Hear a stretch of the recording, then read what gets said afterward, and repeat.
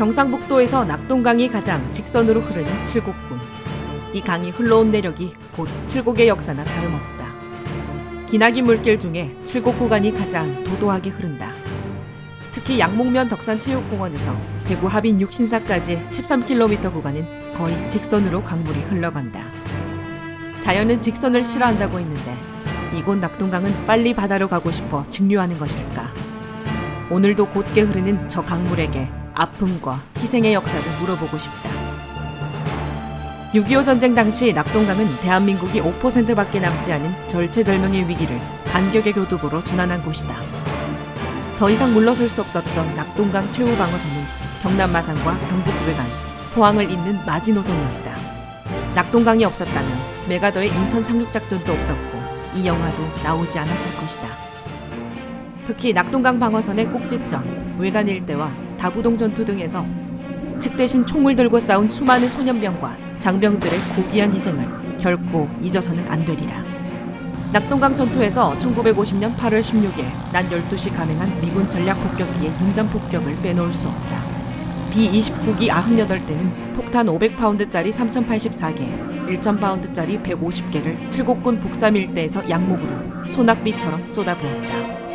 결과는 상상을 초월했다.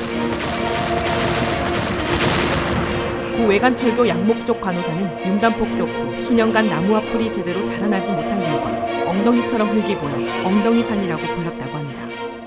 우리나라 지리를 잘 모르는 미군 조종사들은 공중에서 식별하기 쉬운 낙동강을 기준으로 적지를 폭격해 한 발의 폭탄도 빗나가지 않았을 것이다. 미군은 노근리와 구미 형곡동 등의 오폭으로 민간인과 아군의 피해가 잇따르자 피하가 명확히 구분되는 낙동강 일대를 선정해 마음 놓고 융단 폭격했다. 한국군 한 장병이 융단 폭격 시 떨어지는 폭탄이 오리알처럼 보여 "야! 낙동강에 오리알이 떨어진다!" 고 소리친 것으로 알려졌다. 그 후 낙동강 오리알은 어떤 무리에서 떨어져 처량하게 된 신사를 비유하는 말로 사용해왔다. 대대적인 융단 폭격은 낙동강 도하를 준비 중인 북한군은 물론 이확산 등에서 전투를 벌이던 인민군에게 극도의 공포감을 안겨주어 전의를 상실케 만들었다. B-29기 융단 폭격 하루 뒤인 8월 17일 북한군은 북으로 도망가면서 미군 포로 45명 중 41명을 무자비하게 학살했다. 20세 전후의 꽃다운 나이에 희생된 이들을 위해 외관읍 자고산 303 고지 산자락에 2017년 9월 한미오정의 추모공원이 조성되었다. 낙동강 아리랑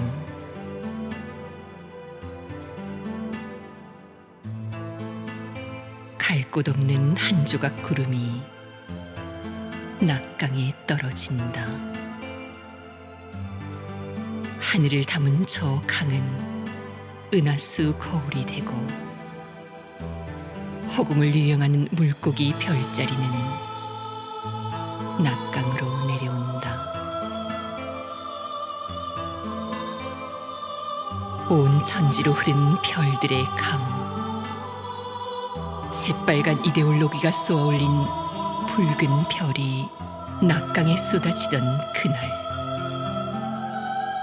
온몸으로 빛을 태운 노을이 일어난다. 좌익도 모르고 좌양 앞으로, 우익도 모르고 우향 앞으로 간 그들은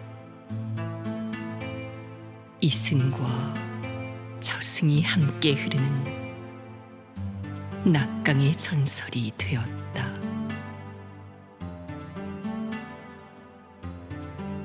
빨갱이가 아니어도 총 맞으면 붉은 피가 나오는 법. 허수아비 모가지처럼 떨어진 얼굴 없는 꽃이여, 영원한 침묵으로 흐르는 낙강의 평화로 피어나라.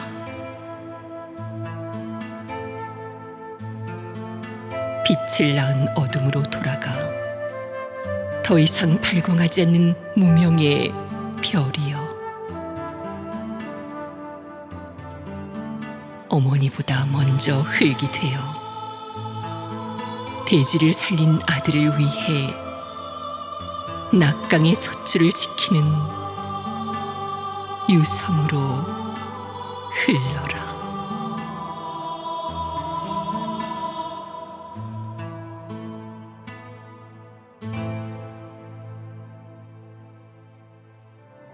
낙동강 물길을 따라 역사를 거슬러 올라가 보자. 일찍이 지리학자 이중환은 택리지에 물자를 옮기는 방법은 말이 수레와 같지 않고 수레는 배와 같지 않다고 적었다. 이는 나룻배의 우월성을 지적한 내용이다. 칠곡에는 외관 돌반 나루터, 즉 외관 나루터와 기산면 죽전리 강정진, 즉 강정 나루터를 오가는 낙동강 뱃길의 흔적이 남아있다. 외관 돌반 나루는 낙동강 중상류 지역에서 가장 번창한 나루터였다. 이곳 외관은 남쪽에서 올라온 해산물과 북쪽에서 내려온 영남 내륙 지역 농산물의 교역장이었기 때문이다. 외관은 낙동강을 따라 내려온 경북 북부 지방의 농산물 등을 받아 다시 경부선을 통해 전국으로 운송했고, 경부선으로 운반된 물자는 다시 외관 낙동강을 따라 전국으로 배달되었다.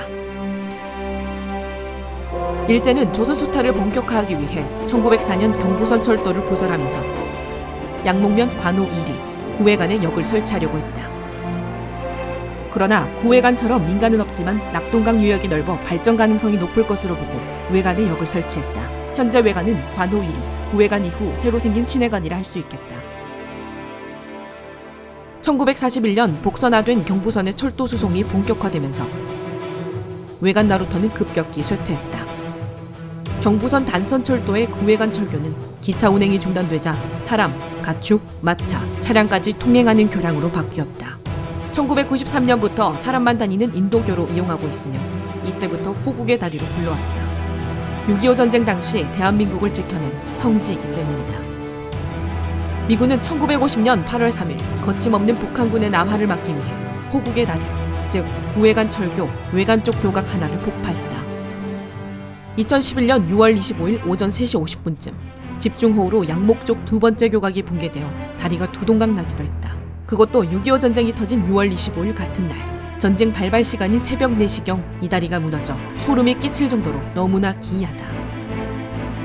칠곡군은 도시 슬로건을 호국 평화의 도시로 정하고 낙동강 일대에서 호국 평화 관광 사업을 활발히 펼치고 있다. 칠곡 호국 평화 기념관, 호국 평화탑, 꿀벌 나라 테마공원, 향사 아트센터, 호국 문화 체험 테마공원 등이 떠오르고 있다. 양목, 기산 지역 낙동강을 따라 조성된 역사 노을길과 칠곡보 인근 관호산성 공원도 주목된다. 2013년부터 해마다 열리는 낙동강 세계평화문화대축제는 전쟁의 참상과 평화의 소중함을 국내외에 알리는 세계 유일의 호국평화축제로 각광받고 있다. 칠곡군은 경상북도 군지역에서 인구가 가장 많고 주민 평균 연령이 42세로 가장 젊은 도시다. 젊고 활기찬 칠곡군이 신낙동강 시대의 낙동강을 따라 호국평화의 역사를 새롭게 펼쳐나가고 있다.